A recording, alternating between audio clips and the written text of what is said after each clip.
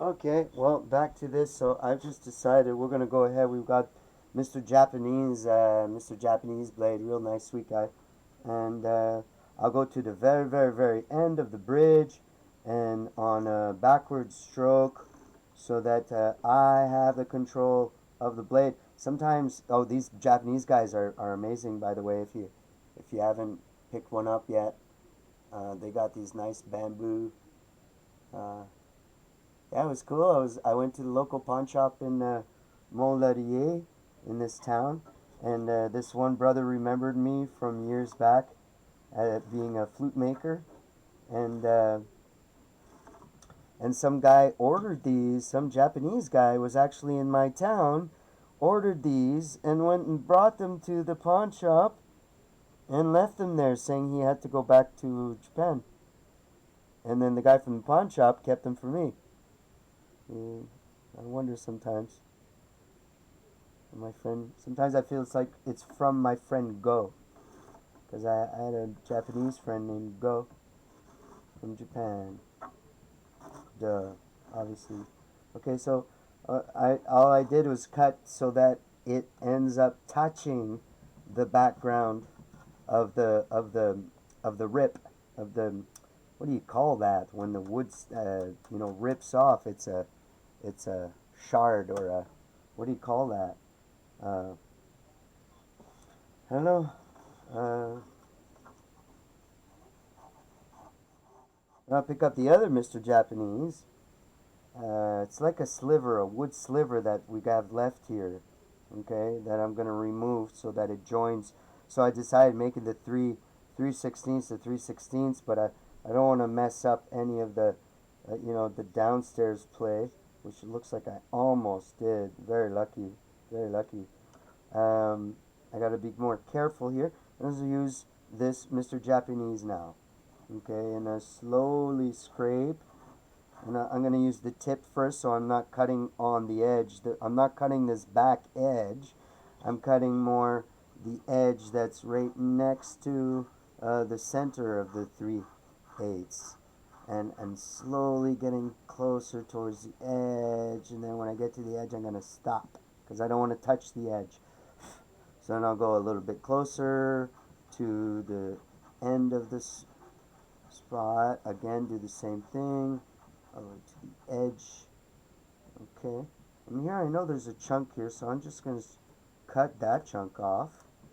Because, the Mr. Japanese, I keep them um, nice and sharp. And look at that. So you see, now I got a little bit more. Now I got a surface that's going to be a little bit easier to glue. It's going to be easier for me to add to this bridge now. The missing piece, the missing link, is going to be that much easier to glue on, and actually easier to produce too, because this wobbly kind of a chip, piece of wood, uh, missing, I don't know what you, a shard, a sliver. It's a sliver, you know. It's gonna jump out to us. It's gonna jump out to us now. I wish I had better camera, better lighting for you guys so you could see that. It's almost, almost got it. There we go. Okay, so now I can return from Mr. Japanese Knife to the little uh, file, because I don't want to take off too much here at first. I want to see where I'm at. I'll go up here, make my 90 degree, because when I'm going to insert the piece, you want to insert a piece that's going to have some kind of edge, behind it. Shit, you can't see that on camera. Okay, but the edge here, the piece I'm going to glue, it has to stop from, I don't know how to say that. It's got to fit in like a Lego piece. That's what I'm trying to say. But not a Lego piece that goes on top of another Lego piece, but the kind of Lego piece that, say you had, Lego, Lego, Lego, Lego on all four sides, and you had to fit a piece in the middle.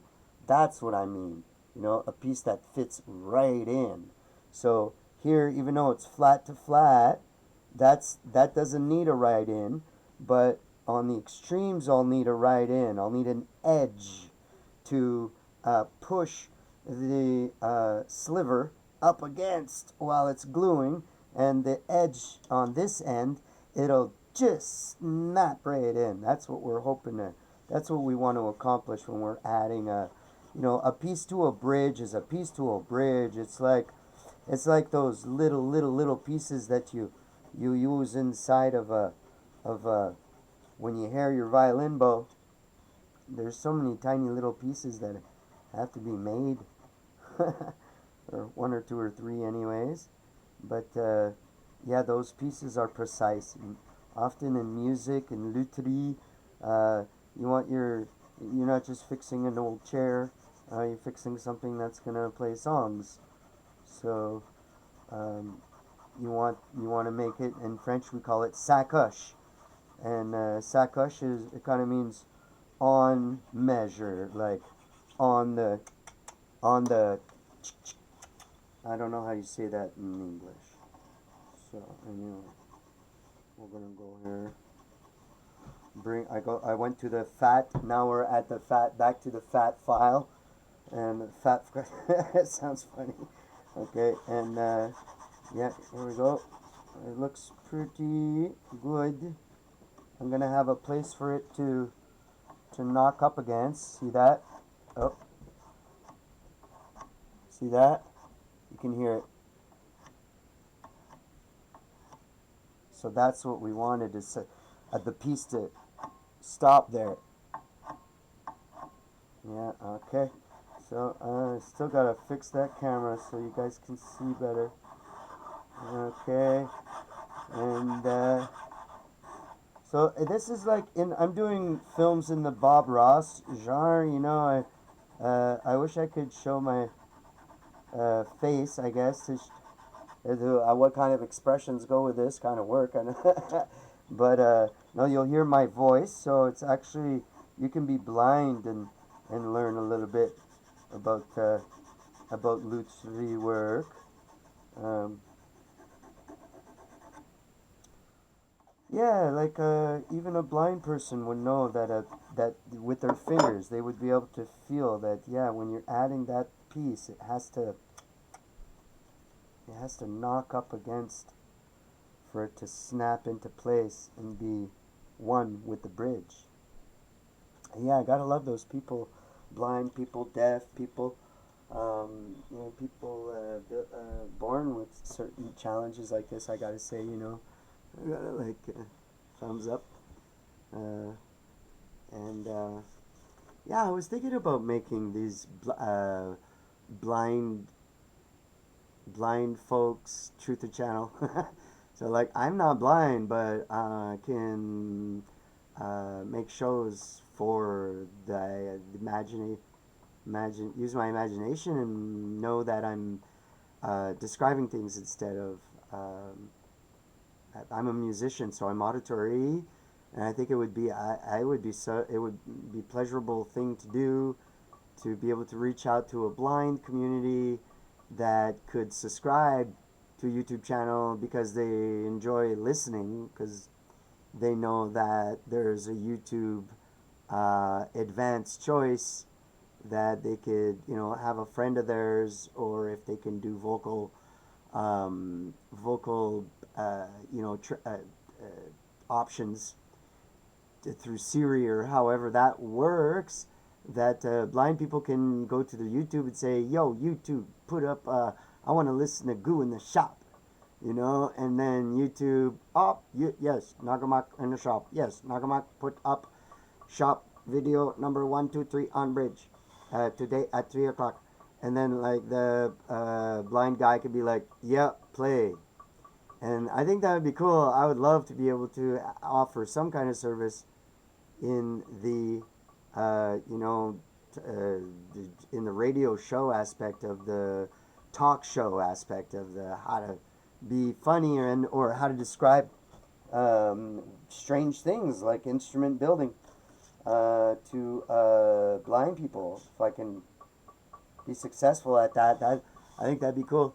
Anyway, yeah, blind people happy uh, clips. Okay, yeah, I'd have to make it more descriptive. Anyhow, okay, love you guys.